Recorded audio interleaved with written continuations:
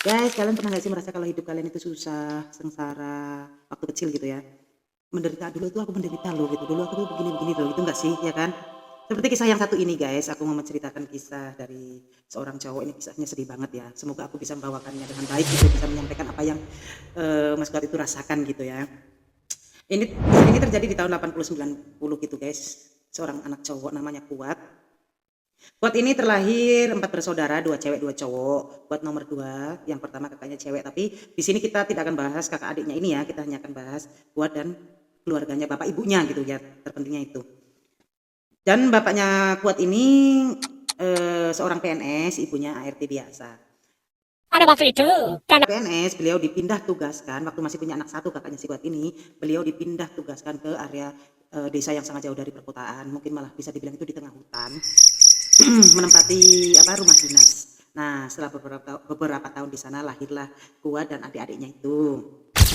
Kehidupan dia di sana itu ya seperti masyarakat pada umumnya ya, tapi karena eh, posisi rumahnya bapaknya Kuat ini jauh dari pemukiman penduduk, jadi mereka nggak menyatu guys sama penduduk di situ. Mereka jauh di area persawahan gitu ya, jauh lah pokoknya dari itu. Bahkan untuk ngambil air aja dia harus ke sumur yang ada di area persawahan, masuk lagi gitu loh, nggak campur dengan yang di desa. Kalau yang di desa itu ada juga sumur yang mereka gunakan ya, yang warga masyarakat situ gunakan. Cuman kalau Kuat untuk menuju ke yang di kampung itu lebih jauh, dia lebih dekat ke area persawahan itu gitu ya, kebayang ya.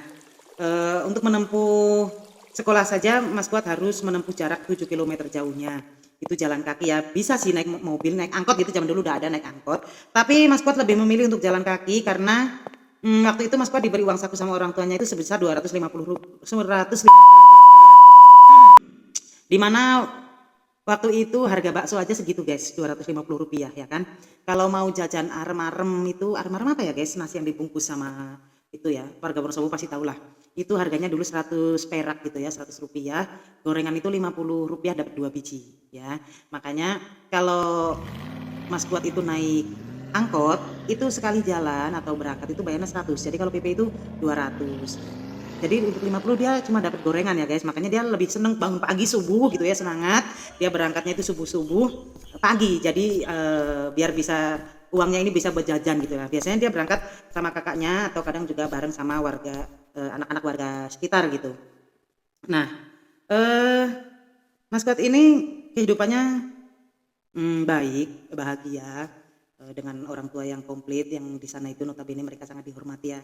Karena zaman dulu itu kalau PNS gitu pasti di sana sangat dihormati, apalagi orang tua Mas Kuat ini sangat berperan penting di daerah tersebut gitu loh. Tapi itu nggak menjadikan Mas Kuat itu orang yang sombong atau nggak mau bergaul dengan yang lain, itu nggak. Mereka tetap bergaul, main sama yang lain. Bahkan Mas Kuat ini tetap dikenalnya sangat jaim gitulah, nakal gitulah pada waktu itu. Sempat Kuat ini dibelikan sepasang marmut sama ibunya. Nah, seneng lah dia itu dipelihara ya kan, dicariin rumput tuh sama dia, dicariin rumput dia pelihara. Sampai akhirnya berbulan-bulan kemudian marmut ini beranak pinak menjadi 60 ekor. Kebingungan lah itu buat gimana ngasih makannya ya kan. Sedangkan beberapa biji aja dia harus ekstra waktu gitu loh untuk cari rumput, apalagi udah sebanyak itu ya kan, dia harus mencari rumput lebih banyak lagi, waktunya lebih banyak lagi. Nah, karena kewalahan maka orang tuanya itu memutuskan untuk menukar eh, marmut-marmut ini dengan seekor kambing. Wah, lebih seneng kan, Kuatnya ini lebih seneng. Kalau zaman dulu ya guys, kalau terutama Gen Z nih aku mau bilang, zaman dulu itu kalau anak-anak dibelikan hewan peliharaan itu mereka senang, walaupun mereka harus susah-susah untuk memeliharanya, tapi mereka itu senang, kebanggaan sekali gitu loh. Nah, beberapa hari berlalu ternyata kambing ini berisik guys, karena apa, kambing ini sendirian, gak ada temennya, jadi setiap malam itu dia pasti berisik gitulah ya. Akhirnya kedua orang tua Kuat ini memutuskan untuk menitipkan kambing ini ke tetangganya yang mempunyai kambing lebih banyak agar nggak berisik gitu ya. Jadi yang ngurusin juga tetangganya. Nah ya, kebayang sampai situ ya. Nah, suatu hari ini ceritanya baru dimulai nih guys. Suatu hari mendengar kedua orang tuanya ini berantem guys. Tapi karena masih anak-anak mereka kan nggak tahu mereka berantem karena apa ya. Awalnya mereka nggak begitu ngeh gitu, nggak begitu memperhatikan kenapa orang tuanya berantem atau ada apa, itu enggak. Tapi karena itu keseringan, tiap hari itu bapak ibunya itu berantem terus, jadinya mereka mulai tahulah penyebab dari pertengkaran ini. Apa itu? Ternyata dari yang Mas Kuat dengar dan dia lihat gitu ya, dia bertengkar, dia mendengar katanya itu bahwa bapaknya ini mempunyai wanita idaman lain gitu guys. Ketika itu ya namanya anak-anak, mereka bisa apa guys, melihat orang tuanya bertengkar ya kan, selain nangis ya kan. Untuk si Kuat mungkin nggak nangis karena dia cowok ya, jadi dia diam aja. Sampai pada akhirnya lama-lama bapaknya itu jarang pulang. Ditambah lagi waktu itu lagi musim togel guys, yang dibuka pemerintah secara legal gitu ya, namanya dulu katanya SDSB gitu. Itu Mas Kuat tuh pernah, dia suatu saat menengok itu kambing, ternyata kambingnya udah nggak ada guys. Dan ternyata orangnya itu bilang katanya, Mas, kambingnya udah dijual sama bapak. Apa nggak sedih itu si Kuat ya kan? Kambingnya Marmut yang dulu dia pelihara sampai banyak ditukar sama kambing, ternyata kambingnya itu dijual sama bapaknya tanpa ada izin dari si Kuat ini sebagai yang pemilik gitu ya. Dia sedih loh guys. Tapi yang namanya anak-anak mau ngomong apa gitu kan? Dia pernah sih katanya bertanya sama bapaknya itu, di mana kambingku, katanya dijual, terus pokoknya ganti gitu. Namanya anaknya pasti bilang katanya pokoknya ganti ya. Bapaknya coba bilang iya nanti diganti, tapi ya nggak ada ganti gitu sampai sekarang. Nah sampai pada akhirnya juga bapaknya Kuat ini pulang, tapi mereka tanpa berantem lah ya. Anak-anaknya ini ya seneng lah gitu bapaknya pulang. Terus pada suatu malam setelah makan malam anak-anak makan gitu kan, mereka disuruh tidur gitu ya, lagi berusaha tidur ayam gitu lah ya guys. Jelas Mas Kuat ini mendengar pembicaraan kedua orang tuanya dan mereka membahas tentang togel itu tadi guys, togel gitu ya. Bapaknya ini menjelaskan ke ibunya Kuat ini, katanya bilang, Mak, kalau mau tembus nomor togelnya itu harus ada syaratnya. terus mamanya nanya, Syaratnya apa? Syaratnya apa, Pak? Itu kita harus mengadakan sesajen, dan itu kita harus mengembangkan anak. Kok anak itu? Terus maksud kamu gimana? Ya kita tumbalkan aja itu si Kuat. si Kuat kaget kan guys, dan disitu pun ada kata-kata gini, Lagian juga si Kuat itu anaknya nakal, bieng gitu, kalau di sini bilang bieng, nakal, usil. Masalah anak mah gampang, nanti kita bikin lagi. bagaimana kalian bisa ngebayangin perasaannya si Kuat mendengar itu? Dan yang lebih bikin Kuat shock lagi ini, bahwa ibunya juga mengiyakan. Ibunya mengatakan, oh, Kalau itu udah keputusan bapaknya sudah. Aku ngikut, Pak.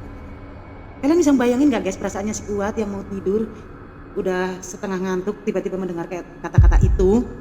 Dia mau nangis, nggak berani karena dia posisinya ibaratnya udah dikira tidur ya kan. Dia mau sedih, pokoknya dia nggak tahu, dia berkecamuk di situ. Pokoknya intinya dia taunya dia sebentar lagi mati. Dulunya dia kalau taunya tumbal itu adalah mati, nggak tahu tumbal itu nanti diapain atau apain nggak. Pokoknya zaman dulu itu kalau taunya tumbal itu pasti mati. Dan dia sampai beberapa hari itu dia bersedih guys. Dia kepikiran dia itu pasti mati, sebentar lagi mati gitu loh untuk ditumbalkan. Tapi namanya anak segitu guys, dia nggak tahu harus berbuat apa ya kan. Cuma mikir doang gitulah. Sampai akhirnya pada suatu hari ini udah di lain hari lagi, beberapa hari kemudian bapaknya datang lagi sambil membawa persyaratan itu tadi. Tapi guys, qadarullah, ibunya bilang, Aku nggak mau anak itu. Aku nggak rela si Kuat itu bukan anakku. terjadilah sedikit cekcok itu antara bapak dan ibunya. Itulah kenapa kamu berubah pikiran.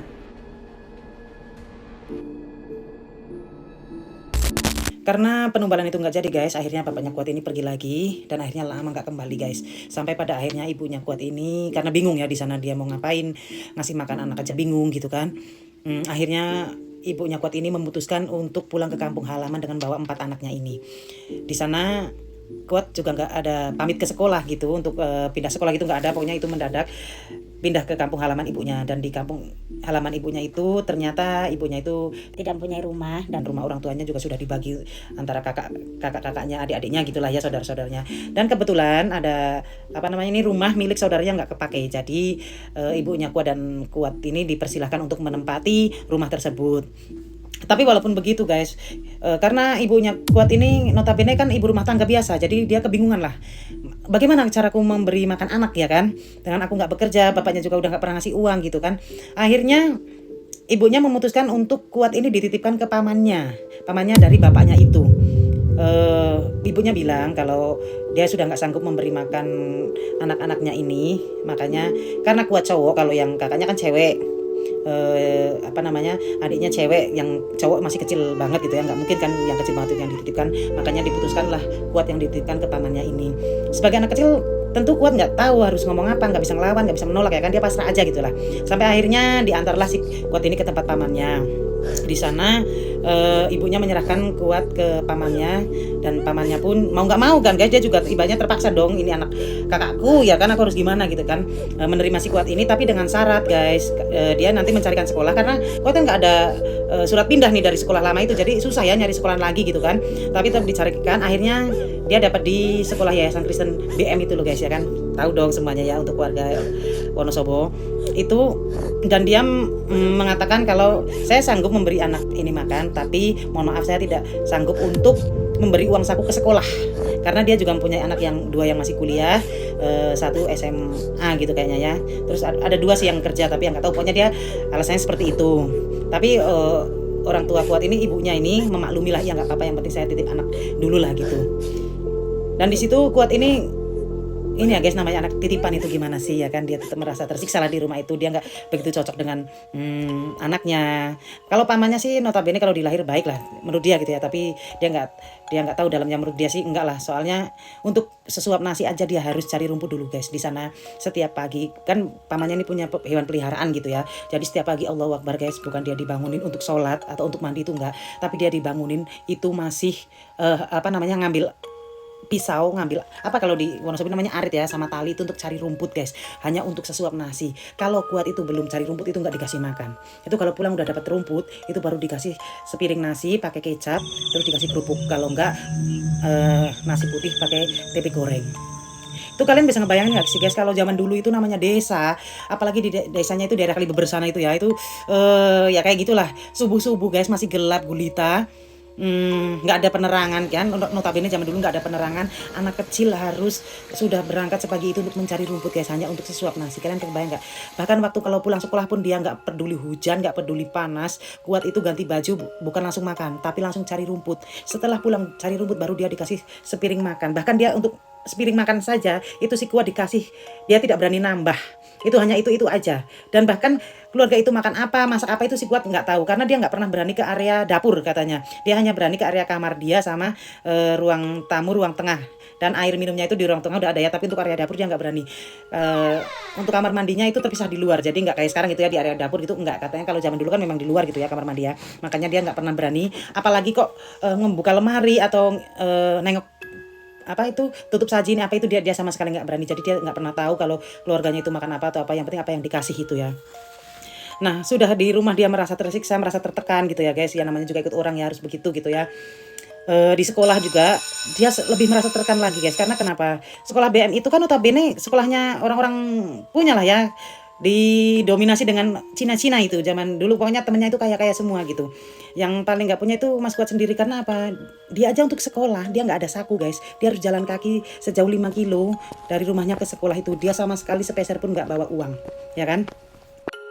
Sampai di situ dia masih pakai seragam lama ya guys, walaupun seragamnya mungkin beda atau gimana, dia nggak cerita yang segitu sih, cuman untuk baju olahraga dia itu nggak baju olahraga, jadi nggak punya baju olahraga dan tidak dibelikan sama pamannya itu. Dia setiap kali sekolah pakai kaos itu ya untuk main, ya untuk sekolah gitulah ya.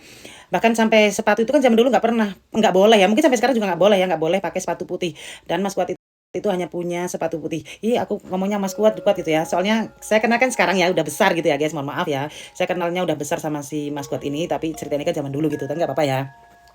Nah si Kuat kecil ini dulu punya sepatu warna putih, tapi karena dia sering dimarahi, dihukum sama gurunya karena sepatunya ini putih, si Kuat ini punya akal lah, karena dia juga nggak berani minta dibeliin dan nggak dibeliin juga sama pamannya, makanya dia cat sepatunya itu pakai cat tembok guys, katanya itu cat tembok warna hitam ya kan.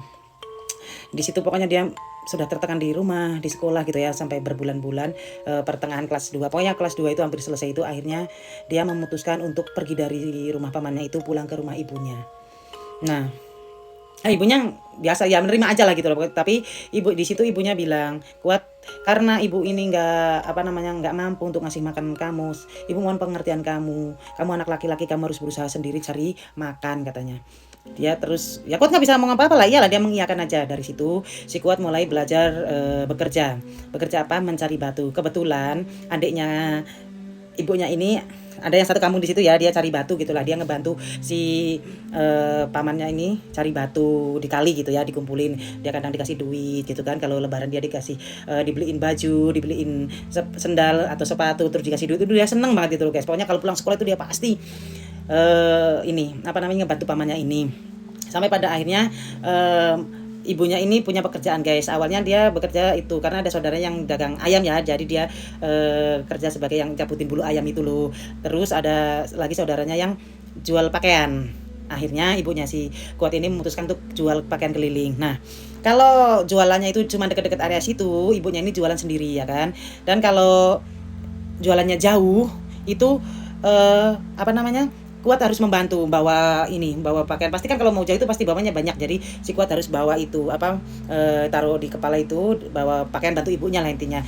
Kalau hari biasa pulang sekolah sampai sore jam 4 gitu. Jam 4 pulang, kalau hari Minggu dari pagi sampai sore. Samanya pulangnya jam 3 atau jam 4 gitu ya guys. Biasanya jam 4 katanya. Habis dari jam 4 itu langsung Kuat lari ke sungai itu guys untuk cari kayu itu lagi untuk bantuin rumahnya itu. Nah, lama-kelamaan guys, si Kuat itu sekolah sambil kerja gitu ya. Terus lama-kelamaan dia ini suka nongkrong di terminal gitulah, ya kan. Karena dia juga maksudnya bingung, aku tuh harus cari uang kemana lagi gitu ya, yang lebih banyak lagi tuh aku harus gimana gitu. Dia suka nongkrong di terminal, lihat-lihat, ibaratnya cuma nongkrong-nongkrong aja gitu ya. Ya dia pikir aku mau kerja apa gitu loh. Sampai pada akhirnya ada seorang sopir yang kernetnya itu kecelakaan, kena petasan gitu ya, sampai tangannya hancur jadi nggak bisa kerja. Akhirnya menawarkanlah si Kuat ini untuk menjadi kernetnya gitu ya, dan langsung mengiyakan lah si Kuat ini, mengiyakan untuk menjadi kernetnya orang tersebut. Nah, dari hasil ngernet itu guys, si Kuat itu mendapat hasil yang banyak nih guys. Dalam sehari itu dia bisa mendapatkan 1.000, 2.000, bahkan kalau lagi rame itu dia bisa mendapatkan uang 3.000 rupiah guys. Wah, di situ itu zaman itu dia banyak lah ya, uang segitu banyak itu menurut dia. Walaupun dia sudah jadi kenek ya guys, dia senang jadi kenek, tapi dia tidak lupa untuk membantu pamannya itu mencari batu di kali itu guys. Dia pasti nanti kalau pulang jadi dari ngenek itu dia cari batu untuk pamannya itu gitu loh, tetap membantu pamannya yang di rumah. Tapi saking asiknya dia itu ngernet itu, dia jadi sering bolos sekolah, kadang nggak sekolah gitu loh guys. Hanya masih ngeliat uang gitu ya hasilnya itu, aku daripada sekolah aku mending kerja aja deh gitu. Lalu kemudian lama-lama juga pamannya ini kan sering ngasih uang gitu ya. Ya, pamannya juga punya anak, punya istri ya kan.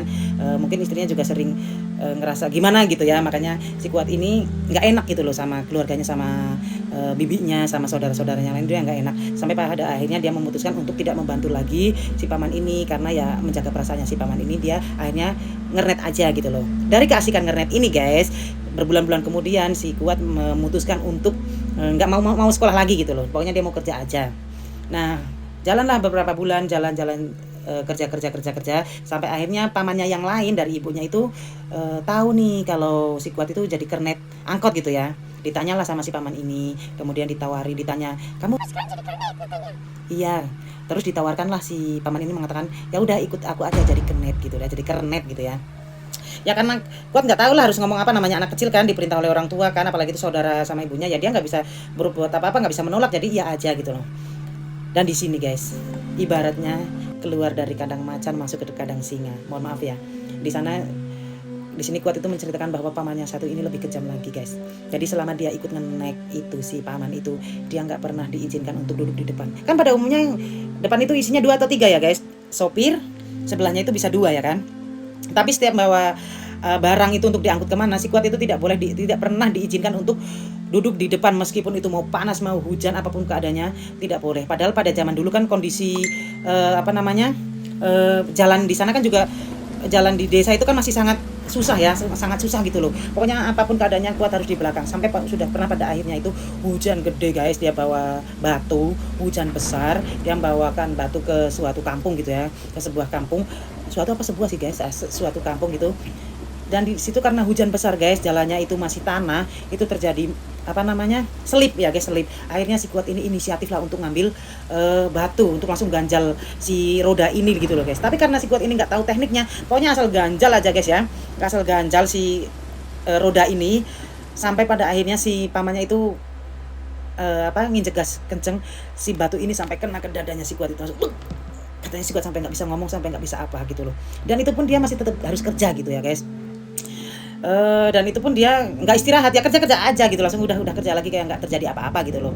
Pernah lagi dia nganterin semen kayaknya itu sama seng gitu ya ke daerah Dieng. Kalian bisa ngebayangin dong kalian daerah Dieng itu dinginnya seperti apa ya kan? Nggak keadaan hujan aja dingin, apalagi waktu si Kuat ini mengantarkan barang itu keadaannya hujan lebat, hujan besar, dan dia sama sekali tidak boleh duduk di depan, tidak ada tawaran. Namanya anak kecil kan nggak berani dia ngomong, aku mau duduk depan dong biar nggak hujan, itu nggak berani, karena memang dia juga dari awal udah mengatakan kamu duduk di belakang aja, makanya dia nggak berani izin untuk duduk di depan, sampai dia kedinginan guys, sampai dia kedinginan, dingin itu, ya apalah dayanya, dia cuma bisa duduk sambil kedinginan, dan lama-lama dia ngerasain itu mulutnya itu asin guys, ini asin apa gitu ya, dia cuma ngerasain asin aja, sampai waktu sampai di tempat tujuan guys, ternyata dilihat di kaca itu bibirnya ini sudah darah semua guys, jadi robek-robek itu saking dinginnya ini sampai ngeluarin darah, si bibirnya itu mengeluarkan darah, sampai akhirnya si yang punya barang itu bikinin dia teh panas gitu kan, itu langsung ditenggak sama si Kuat ini,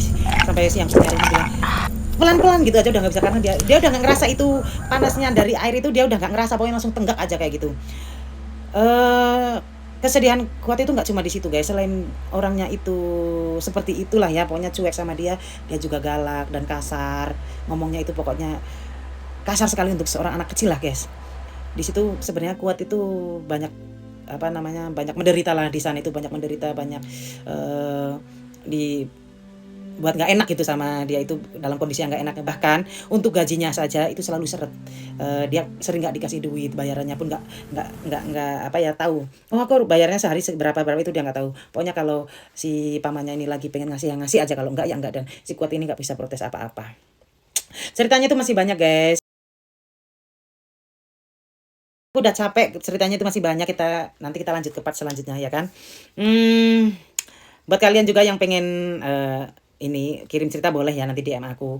Dan gini loh guys, sekali lagi saya tegaskan di sini, di cerita seperti ini saya nggak ada bermaksud apa-apa, saya nggak ada bermaksud untuk menjelekkan siapapun, nggak ada bermaksud untuk menjatuhkan siapapun. Tapi dari awal saya ngomong kalau saya menceritakan cerita orang yang mempunyai variasi berbeda gitu, marilah kita ambil cerita dari orang tersebut, marilah kita ambil hikmahnya, apa yang bisa kita ambil, bukan untuk kita menjatuhkan siapa, bukan itu kita untuk membenci siapa, tapi apa yang kita rasakan, beban hidup apa yang kita rasakan, kesedihan apa yang kita alami, itu kita tidak sendirian guys, di atas langit masih ada langit, di atas derita masih ada derita, kita bukan satu-satunya orang yang paling menderita di dunia ini.